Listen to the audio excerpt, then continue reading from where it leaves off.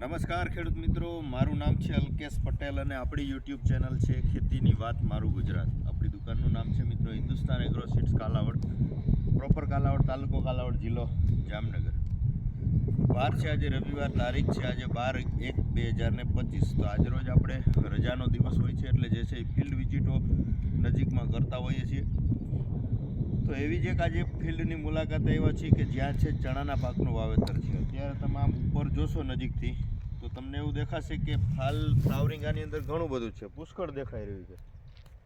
Plot લગભગ 10 વીઘાનો છે, પણ પ્રશ્ન એવો છે કે વધુ પડતો ગ્રોથ થઈ જવાના લીધે જે છે એ છોડ જે છે ફાલ ભૂલી ગયો, આમ કહી શકાય કે ફાલ દેખાતો નથી. ઉપર તમે જોઈ શકો છો, પણ આનો ગ્રોથ એટલો છે કે નીચે આની અંદર પોપટાનું જે છે બંધારણ થવું જોઈએ, એક પણ પોપટાનું બંધારણ થયું નથી, માત્ર ઉપર ફાલ લાગ્યો છે. પાક લગભગ થવા આવ્યો છે 60 દિવસ ઉપરનો, એટલે ગ્રોથના લીધે જે છે નવું અત્યારે જે છે ફૂલ લાગ્યું છે. બાકી જે એનો ફાલનો સમયગાળો હોય, ફ્લાવરિંગનો સમયગાળો હોય, એ સમયગાળે ગ્રોથ પકડી ગયું છે, વધારે પડતું હાઇટ પકડી ગઈ છે, વલ થઈ ગયું છે. આમ તમે જોઈ શકો છો કે મને આટલે સુધી પહોંચે છે.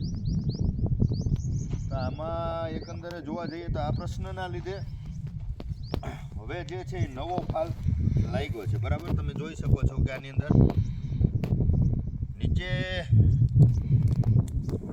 નીચેની સાઈડ જે છે આની અંદર પોપટાની શરૂઆત હવે થવા લાગી છે.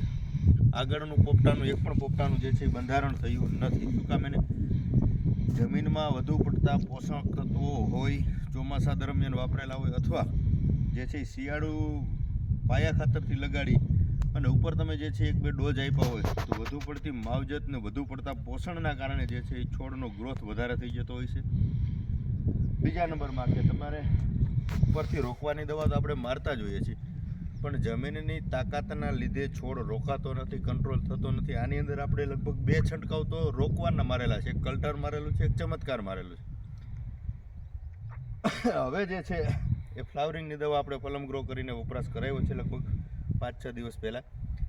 પણ આનો જે રોકવાનો સમયગાળો હતો એ સમયગાળે રોકવાની દવા મારવા છતાં પણ નથી રોકાણું, એટલે પોષણ વધી ગયા, એના કારણે આ પ્રશ્ન બનતો હોય છે. એટલે જરૂરિયાત મુજબ જમીનમાં જો તાકાત હોય, જો ખોરાક પડેલો હોય તો તમારે પોષણ એટલે કે ખાતર ઓછું વાપરવું, અને શક્ય હોય ત્યાં સુધી રોકવાની દવાના 2 થી વધારી અને 3 રાઉન્ડ પણ તમે કરી શકો છો. પણ એનો સમયગાળો હોય કે 40 દિવસની આસપાસ જે છે જમીનમાં તાકાત વધારે હોય, પોષણ વધારે મળતું હોય તો તમારે 35 થી 40 દિવસે એક છંટકાવ કરી દેવાનો, બીજો 50 દિવસે ત્રીજો છંટકાવ જે છે 60-65 દિવસે, એવી રીતે 10-15 દિવસના ગાળે જે છે એ 3 છંટકાવ કરી દો તો વધારે પડતું ગ્રોથ નહીં થાય, હાઇટ નહીં થાય, વલ નહીં થાય, જેના કારણે ફાલ પણ ચાલુ રહેશે અને હાઇટ પણ, ગ્રોથ પણ ચાલુ રહેશે. એટલે આ એક ખાસ કાળજી રાખજો ખેડૂત મિત્રો કે અત્યારે જેને પાછતરા વાવેતર કર્યા છે અથવા આ સ્ટેજે પહોંચ્યા છે 40-45 દિવસે, તો અત્યારે એક વખત રોકવાની દવા, પછી ચમત્કાર મારો, કલ્ટાર મારો, કોઈ પણ જમીન જાડી હોય, પોષણ એની અંદર વધારે હોય તો તમારે ચોક્કસથી રોકવાની દવા મારજો. વધારે પડતું ગ્રોથ થઈ જશે તો ઉત્પાદન ઘટશે, વધશે નહીં.